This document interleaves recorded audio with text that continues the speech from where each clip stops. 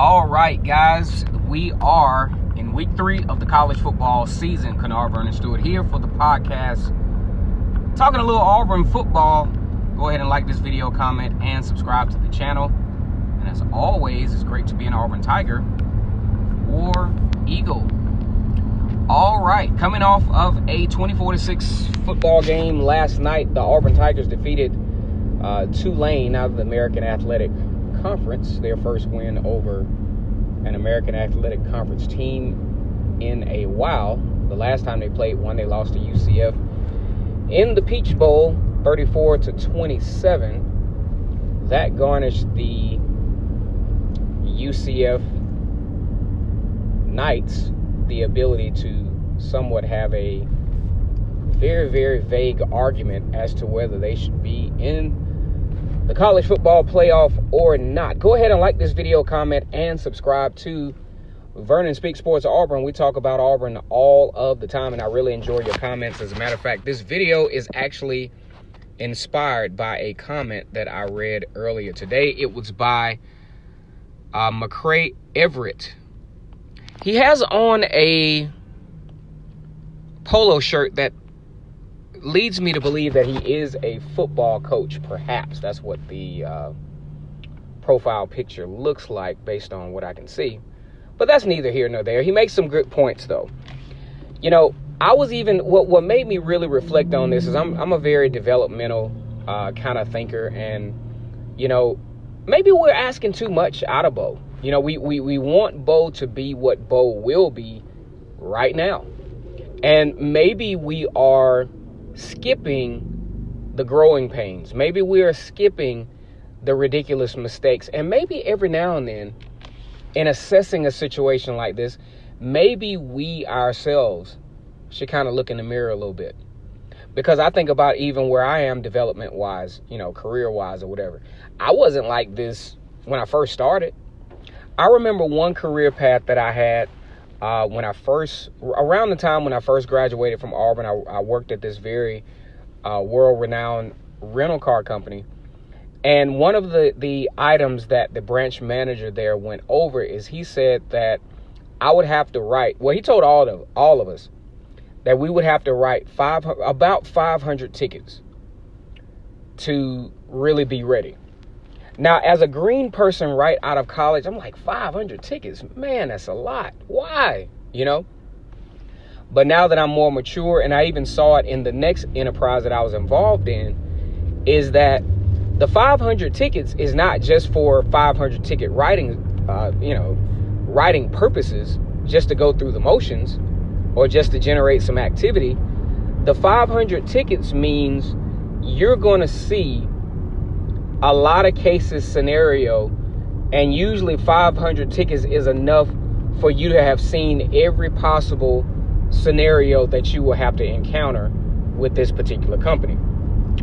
Now, one thing I like about Everett McCray's point is he said, now we are really criticizing Bo Nix with only 8 quarters of sample size.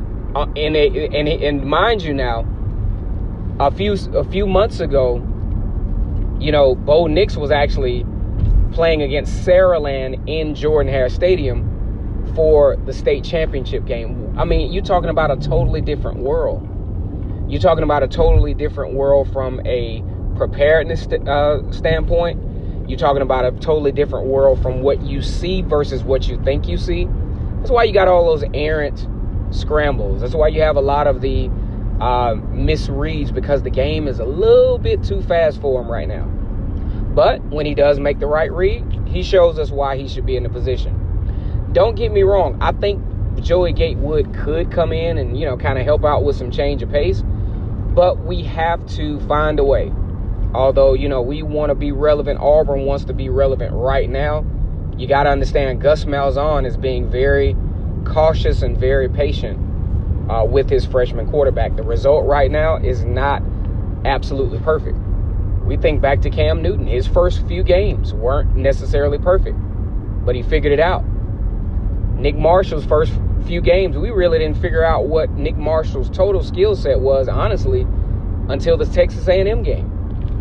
Now, I'm not going to give, I know some of our viewers, some of our subscribers, or some of the people listening will say, oh, you're letting Bo Nix off the hook. It's unacceptable, blah, blah, blah. Nope, not letting Bo Nix or anybody off the hook no more than I would let myself off the hook. But at the same time, we have to be realistic about this. Bo Nix is playing at one of the highest, obviously the highest level conference-wise in college football. The Power 5 level, SEC, ACC, Pac-12, Big 12, Big 10, so be it. And, you know, he's got a lot of challenges around him. Injured wide receivers, offensive line still hasn't quite gelled yet. So I just think maybe, just maybe, if we could try this on for our mental size, maybe we're jumping the gun a little bit. Because last night, obviously irritated. I'm thinking Auburn is going to beat Tulane 50-something to 3. Covering the spread, covering the over, right? But it did not happen. And that's what we have to understand in sports. What we expect doesn't always, we're not playing. These are some young guys. They are out there. They're competing against one another. Recruiting might have been a little different. One's a 5-star, one's a 3-star, but all these guys work hard. And none of these guys are going to just, allow you to push them around. Especially when you're an American Athletic Conference team going into the SEC environment, you're going to be on TV. This is your time to shine. I can't think of the young man's name, but Alabama State played against Auburn last year. They had an offensive lineman on that team. That offensive lineman actually had a pretty good game. And guess what? He's playing pro football right now. If any of you all know his name, please leave it in the comment section. War Eagle. Now, let's be mindful now. Auburn has one more game, Kent State, to where Gus Malzahn has a little bit more information. Kenny Dillingham has a little bit more information about what Bo Nix can do, what Joey Gatewood can do, maybe get Anthony Schwartz back. He's definitely a person that can really keep some defenses off balance. So we'll see. But at the same time, we have to understand the totality of the circumstances. Nope, we're not making excuses. We're just being realistic. 8 quarters, sample size, against 2 pretty good opponents for Bo Nix is just not enough for us to throw in the towel, even though most of us wanted to last night, because in the heat of the moment, we just want a quick fix. We want to make this lack of offense go away, but the offense usually takes longer to gel because there are so many moving parts than the defense.